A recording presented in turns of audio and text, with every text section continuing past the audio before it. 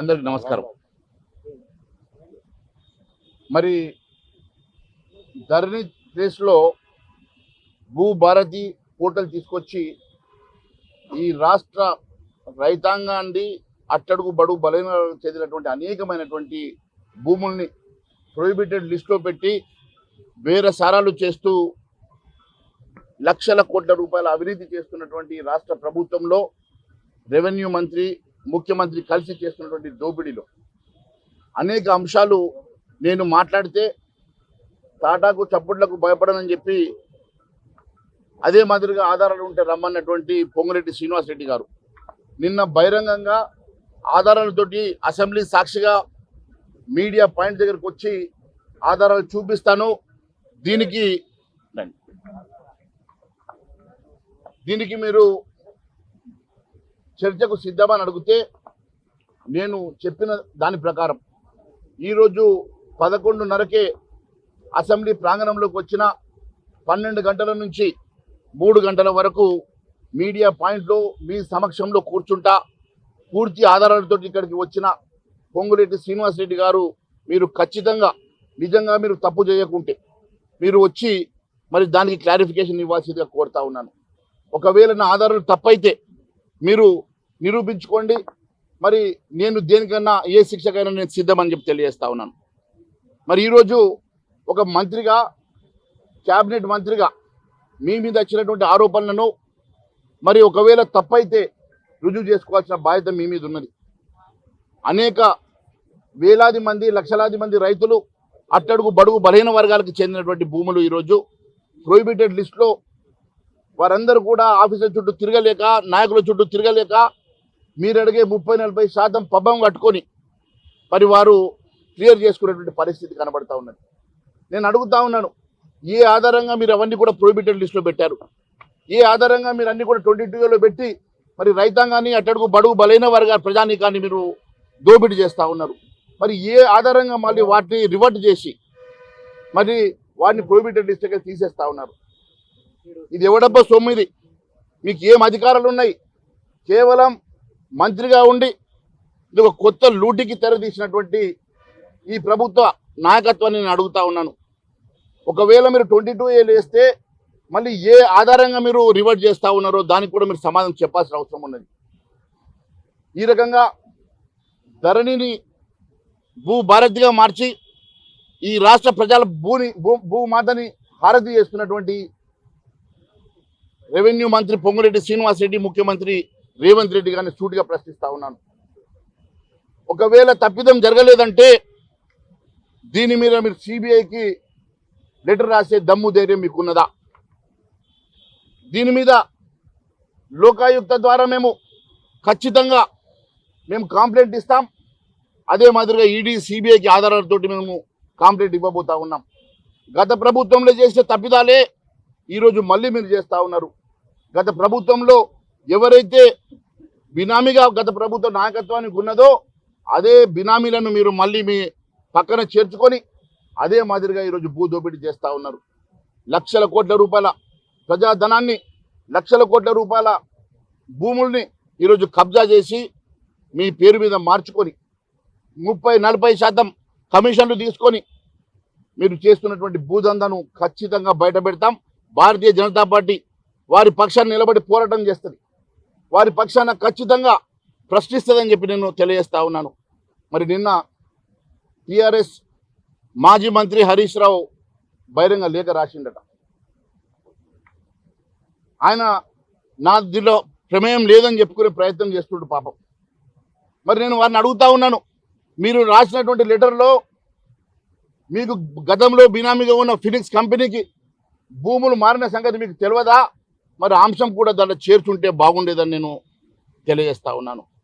హరీష్ రావు గారిని నిజంగా గతంలో ధరణిలో ఏం తప్పిదాలు జరగలేదని మీరు భావించిన, భూహారతిలో తప్పిదాలు జరిగినాయని చెప్పి మీరు భావించిన, మరి ధరణి నుంచి ఈ రోజు వరకు జరిగినటువంటి అనేక అవకతవకల మీద మీరు ఈడీకి, సిబిఐకి, లోకాయుక్తకి లెటర్ రాసే దమ్ము ధైర్యం మీకు ఉన్నదని అడుగుతున్నా. మీరిద్దరు కలిసి ఒక జగన్ నాటకం ఆడుతున్నారు. మరి మీ ఇద్దరి మధ్యలో ఉన్నటువంటి అనేక మంది బిల్డర్లు కాంట్రాక్టర్లు ఈరోజు మీడియేటర్గా మారి మీ ఇద్దరి మధ్యలో సంధి కుదురుస్తున్న మాట వాస్తవం కాదని అడుగుతున్నా.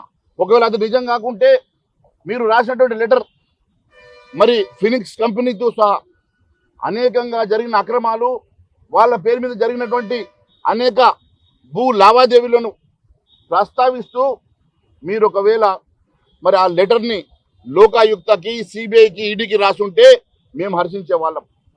కేవలం నేను వాళ్ళ అధ్యక్షుడు రాహుల్ గాంధీకి లెటర్ రాస్తా అంటే ముందు మీరు లెటర్ రాసిర్రు, నీరు గార్చే ప్రయత్నం చేస్తూ ఉన్నారు.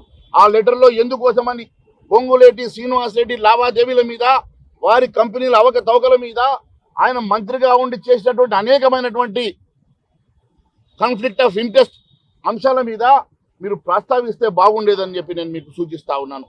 ఎట్టి పరిస్థితిలో భారతీయ జనతా పార్టీ ఊరుకునే సమస్య లేదు.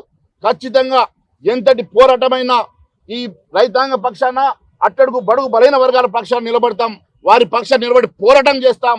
వీరు రెవెన్యూ మంత్రిని బర్తరఫ్ చేసే వరకు మా పోరాటం కొనసాగుతుందని చెప్పి తెలియజేసుకుంటూ ధన్యవాదాలు తెలియజేస్తా ఉన్నాను. అందరికి నమస్కారం. గత కొన్ని రోజుల నుంచి ప్రొహిబిటెడ్ లిస్ట్ అంశంలో కానీ, రెవెన్యూలో జరుగుతున్నటువంటి అనేకమైనటువంటి అవకతవకల మీద భారతీయ జనతా పార్టీ మా గళాన్ని వినిపిస్తున్న సంగతి మీకు తెలుసు.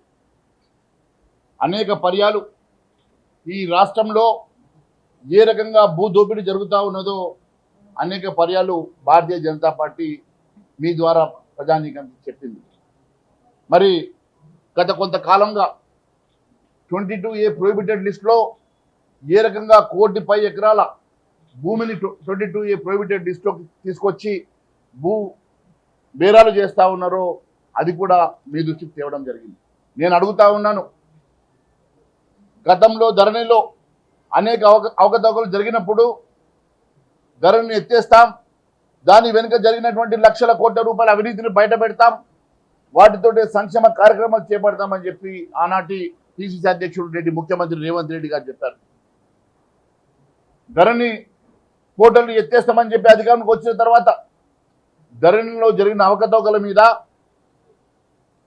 ఎంక్వైరీ చేయడం పక్కన పెట్టి, ఏ రకంగా ధరణిలో గత ప్రభుత్వ నాయకులు భూ బదలాయింపులు చేసుకున్నారో, అవినీతి పాల్పడ్డారో అదే మాదిరిగా ఈరోజు ఈ రాష్ట్ర ప్రభుత్వం కూడా చేస్తున్న సంగతి మేము స్పష్టంగా మీకు తెలియజేశాం. అంతేకాదు ఈరోజు భూ భారతి పేరు మీద భూహారతి చేస్తూ చివరకు అమాయక ప్రజానీకాలు 60-100 గజాలలో కూడా ఇల్లు కట్టుకుంటే వాటిని కూడా ప్రొహిబిటెడ్ లిస్టులో పెట్టినటువంటి దుర్మార్గమైనటువంటి ప్రభుత్వం. ఇది ఎందుకు చేసామని అడిగితే మంత్రి గారు తప్పైంది క్షమించమని అడుగుతున్నాడు. ఇది క్షమించే నేరమా? మీరు కావలసుకొని లక్షలాది ఎకరాల భూమిని ప్రొహిబిటెడ్ లిస్టులో పెట్టి భూ దందా చేసి లక్షల కోట్ల రూపాయలు సంపాదించుకున్నాక ఈరోజు కేవలం ఒక క్షమాపణతోటి సరిపోతుందా అని అడుగుతున్నా. నీవు అధికారాన్ని అడ్డం పెట్టుకొని, నువ్వు పదవిని అడ్డం పెట్టుకొని ఈరోజు ఏ రకంగా సంపాదన చేసినావో దానికి మా దగ్గర ఆధారాలు ఉన్నాయంటే టాటాకు సపోర్ట్లకు భయపడని అంటాడు. మరి దేనికి భయపడతావు? మరి ఆధారాలు ఉంటే రమ్మన్నావు కదా, ఆధారాలతోటి ఈరోజు నేను మీ దగ్గరకు వచ్చిన. మిత్రులారా, అన్ని ఆధారాలతోటి నేను మీ దగ్గరకు వచ్చిన. మరి పొంగులేటి శ్రీనివాస్ రెడ్డి గారిని రమ్మని చెప్పి కూడా నేను మరి కోరిన. ఈరోజు నేను నాతో పాటు శాసన మండలి ఫ్లోర్ లీడర్ అయినటువంటి ఏవిఎన్ రెడ్డి గారు, అదే మాదిరిగా శాసన సభ్యులు రామారావు పటేల్ గారు, శాసన మండలి సభ్యులు కొమరయ్య గారు, మేమందరం వచ్చి ఆధారాలతో వచ్చి ఇక్కడ కూర్చున్నాం. అసెంబ్లీ సాక్షిగా, మీడియా పాయింట్ దగ్గర మీ అందరి సాక్షిగా ఆధారాలతో వచ్చిన. పొంగులేటి శ్రీనివాసరెడ్డి గారు, మీరు వచ్చి మరి ఆధారాలు తప్పైతే మీరు ఏ శిక్ష విధించినా మేము దానికి సిద్ధం. లేని పక్షంలో మీరు ఖచ్చితంగా తప్పిదాన్ని ఒప్పుకోవాల్సిందే, నువ్వు రాజీనామా చేయాల్సిందే అని చెప్పి కోరుతా ఉన్నాను. నీ ఆస్తుల చిట్టా, నువ్వు చేసినటువంటి అవినీతి చిట్టా, నువ్వు చేసినటువంటి భూ బదలాయింపుల చిట్టా మా వద్ద ఉన్నది. భారతీయ జనతా పార్టీ ఎట్టి పరిస్థితుల్లో పేద ప్రజలకు అన్యాయం జరిగితే ఊరుకునే సమస్య లేదు. మరి సడన్గా ఈరోజు తప్పిదం జరిగింది, అన్ని రిజిస్ట్రేషన్లు జరుగుతున్నాయి అంటున్నావు. మరి నిన్న జరగని రిజిస్ట్రేషన్లు ఎట్లా జరిగినాయి? మరి నిన్న లేనటువంటి 22A ప్రొహిబిటెడ్ లిస్టు ఈరోజు ఏ రకంగా ఎత్తేస్తున్నారు అంటే మీ ఇష్టానుసారంగా 22Aలో పెడతారు, మీ ఇష్టానుసారంగా మరి ప్రొహిబిటెడ్ లిస్టులో పెడతారు. మీకు నచ్చకుంటే రాత్రి ప్రొహిబిటెడ్ లిస్టులోకి వెళ్ళి తీసేసేందుకు మీ అయ్యే జాగీరా అని అడుగుతున్నా. మీకేం అధికారం ఉండదని అడుగుతా ఉన్నా. చట్టాన్ని చేతిలోకి ఎట్లా తీసుకుంటామని అడుగుతా ఉన్నా. కేవలం తప్పిదాలు చేసి లక్షల కోట్లు సంపాదించి ఈరోజు అవినీతి చేసిన తర్వాత తప్పిదం జరిగిందని చెప్పి ఒప్పుకుంటే సరిపోదు.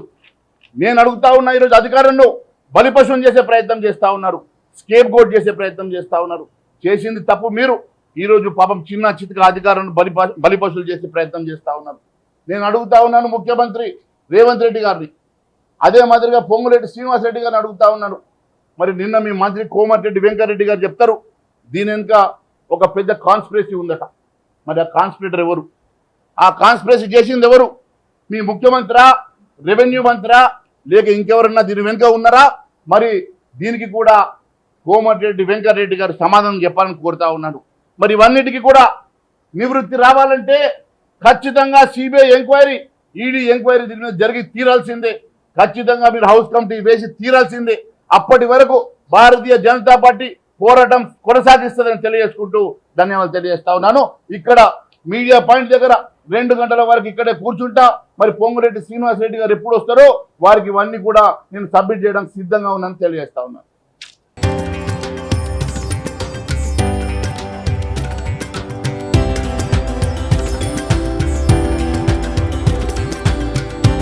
తరతరాలుగా తరగని స్వర్ణ బంధాలు మన మానిపల్లి జ్యువెలర్స్.